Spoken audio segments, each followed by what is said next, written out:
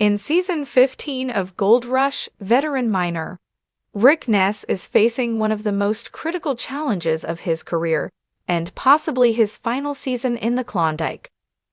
With a mining operation that has only just begun to find its rhythm again, Rick's entire future now hinges on a bureaucratic decision that's out of his hands. Earlier this season, the Yukon Water Board denied Rick's application for a new water license, an essential permit that allows miners to divert water for slewing and reclamation work. His current license, which applies to his Duncan Creek claim, is set to expire on April 8, 2025, leaving him with only months to navigate a complicated approval process. Without a valid license in place by the next mining season, Rick's entire operation could grind to a halt. This devastating setback came just as things were starting to turn around for Rick. After stepping away from mining for a time due to personal and financial struggles, Rick returned in Season 15 with a leaner, more focused crew and a renewed determination to succeed. He has a strong team, dependable equipment, and a promising piece of ground, but none of it matters without water. With his back against the wall, Rick made an unexpected but telling move. He sought out the advice of his former boss and longtime friend, Parker Schnabel. Though they followed very different paths since Rick left Parker's crew to start his own operation, the respect between the two miners remains. Rick visited Parker not for a favor, but for perspective from someone who understands the harsh realities of mining in the Yukon. Rick explained the situation. While his operation at Duncan Creek was running smoothly, the looming expiration of his water license put everything in jeopardy. The Yukon Water Board's denial meant that even if he wanted to keep mining next year, he might not be legally allowed to. Parker, who has battled his own share of regulatory delays and red tape, understood the gravity of the problem.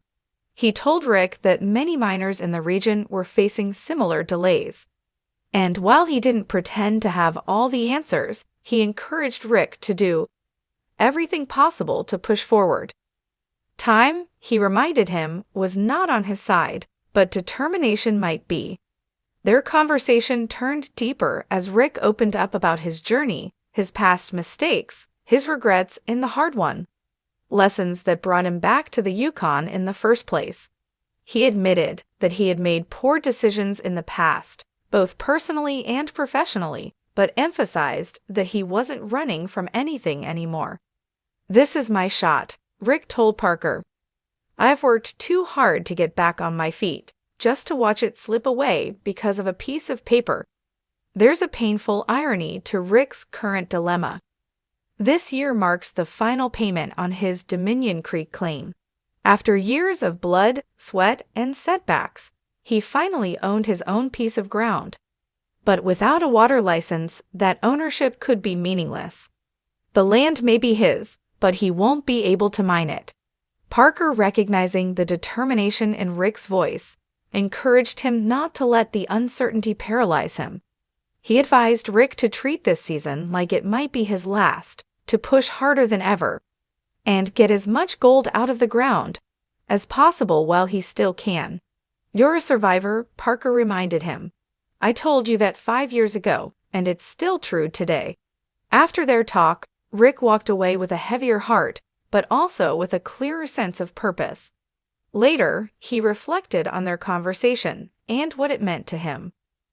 "Parker's right," Rick said. "This isn't just another season. It might be our last. My livelihood is on the line, and nobody is going to fight harder for it than me."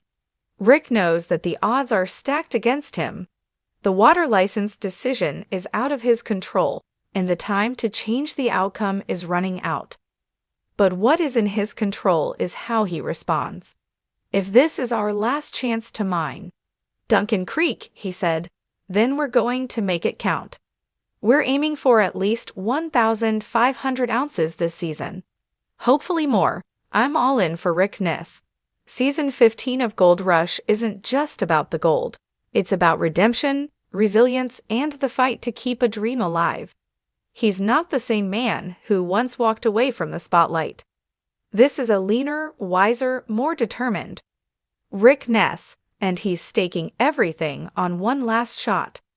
With Parker's words of encouragement echoing in his mind, and the clock ticking down to dig deep, literally and figuratively, whether or not he secures the water license in time, one thing is clear.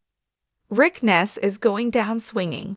For longtime fans of Gold Rush, the relationship between Rick Ness and Parker Schnabel has always been one of the most compelling and complicated dynamics in the series, from close collaborators to estranged rivals, and now back to something resembling mutual respect.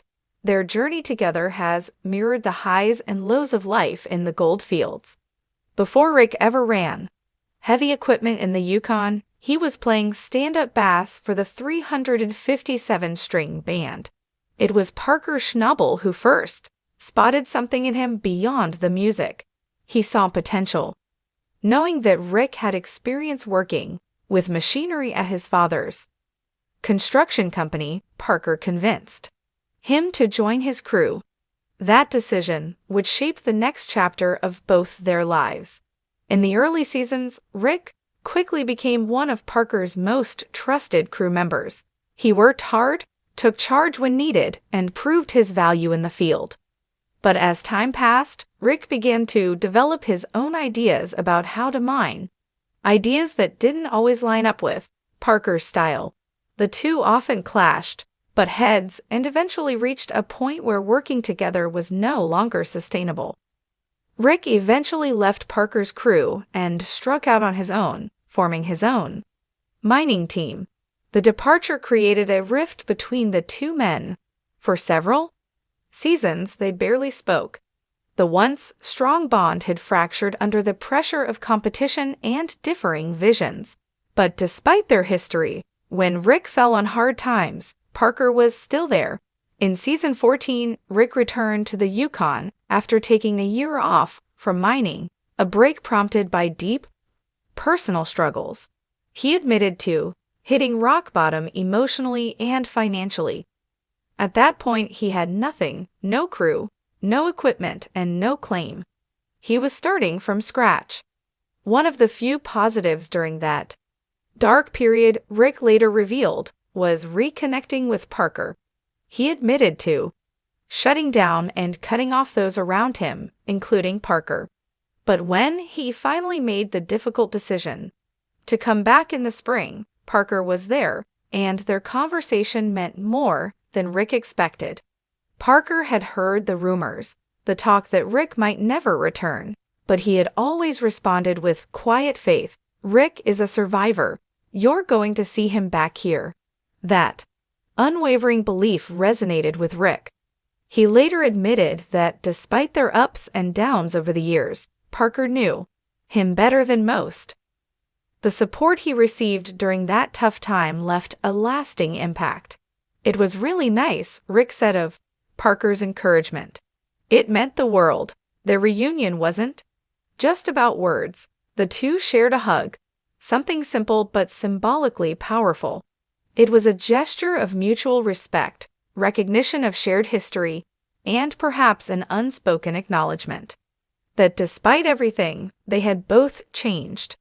Rick reflected on their early days together, acknowledging that he gave some of his best work to Parker's team. Parker, in turn, admitted that during that same time, he wasn't always at his best. They both remembered how hard everyone worked in those days and how far they'd come since.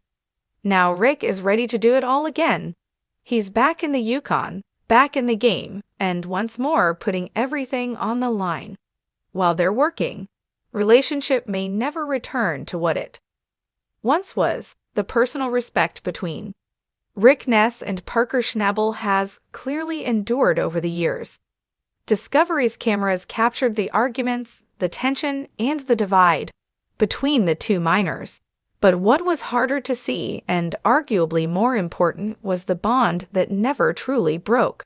Beneath the friction and pride was always a sense of loyalty forged by years of working side by side in some of the harshest conditions on Earth. Parker Schnabel believed in Rick Ness even when Rick didn't fully believe in himself, and that belief might have been exactly what Rick needed to come back stronger. In the end, Gold Rush isn't just about ounces of gold or wash plant breakdowns. It's also about resilience, growth, and redemption. And the relationship between Rick and Parker is one of the show's most powerful examples of all three.